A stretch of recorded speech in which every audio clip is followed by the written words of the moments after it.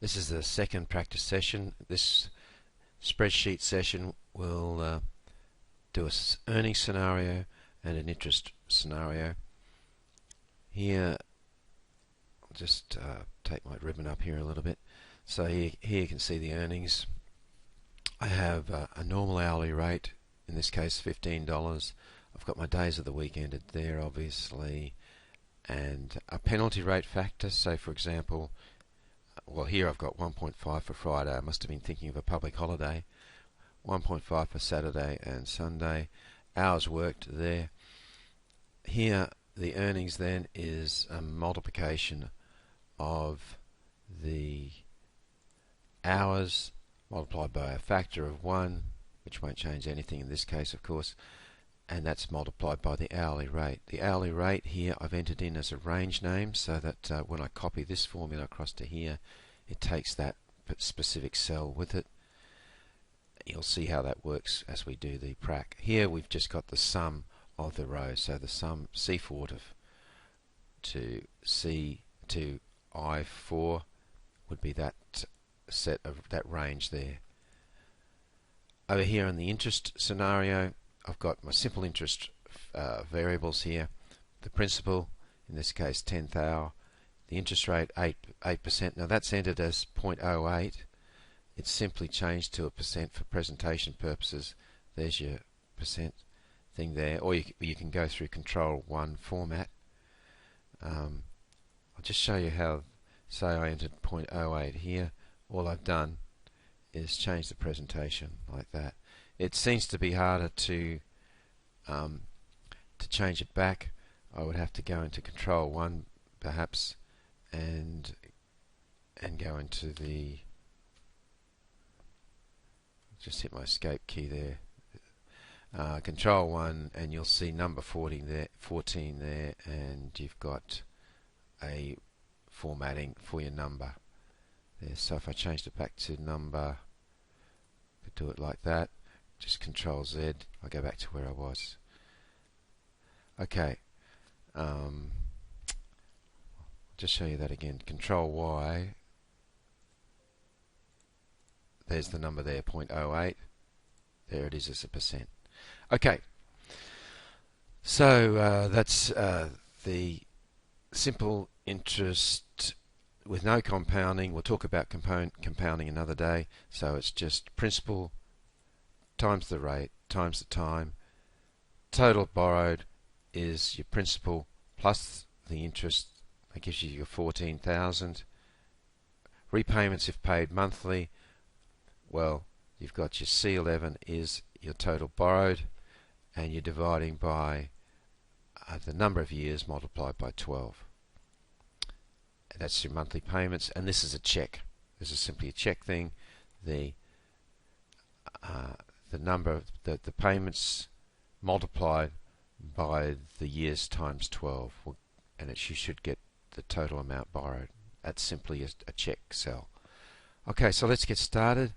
I'll start a new sheet here, call it earnings, make it about 2022 high. Let's put some row headings in. Tuesday. I'm just simply hitting my tab button to go to the right. Saves me, if I hit the enter button, I'll go down. We'll want a total as well. Okay, and first thing is, well, I'll put the penalty factor in. Then we want the hours worked, and then we want earnings there. Now I'll right justify those there. These I'll center like so.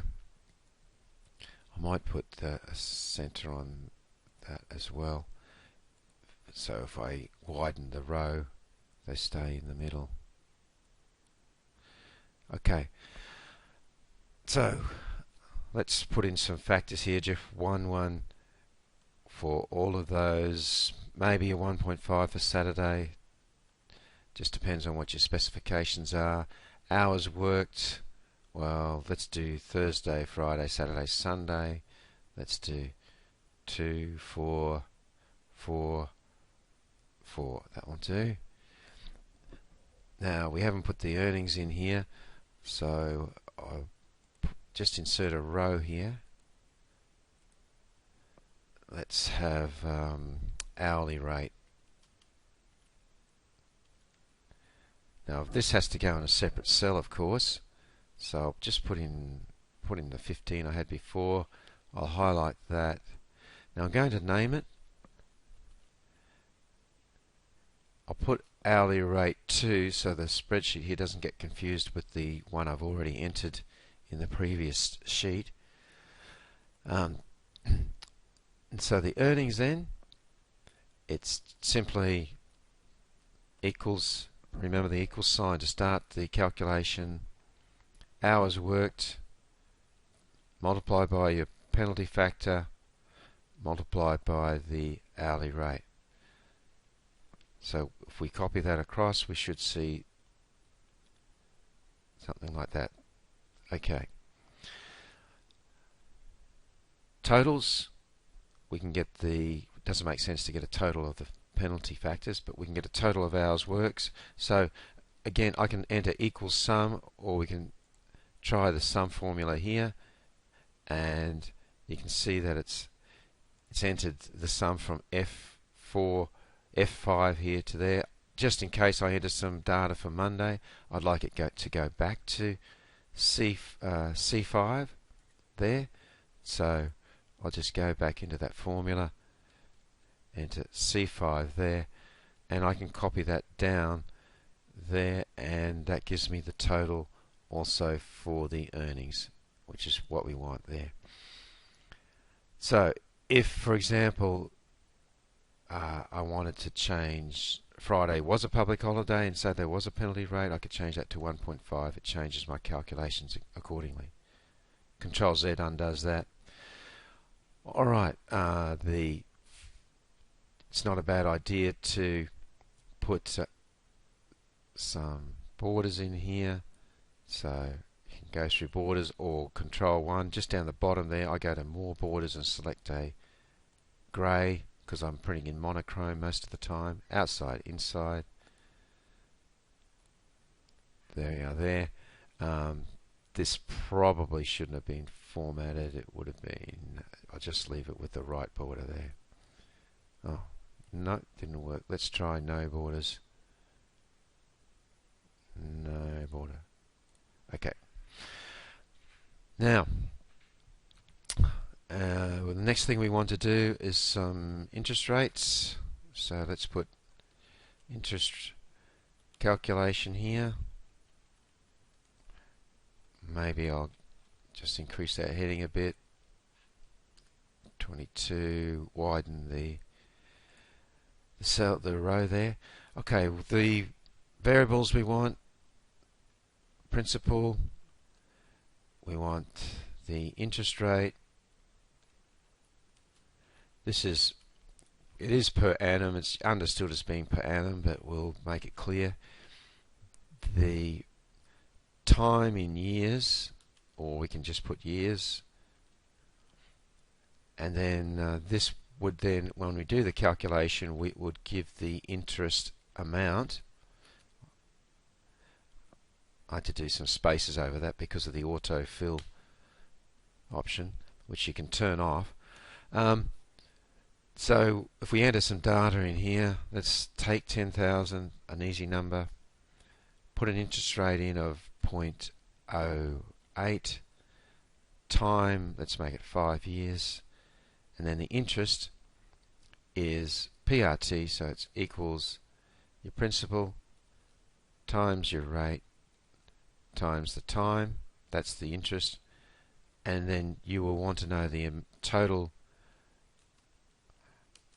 amount. Now I'm setting this up as a borrowing, but it could equally be an investment. Total amount paid.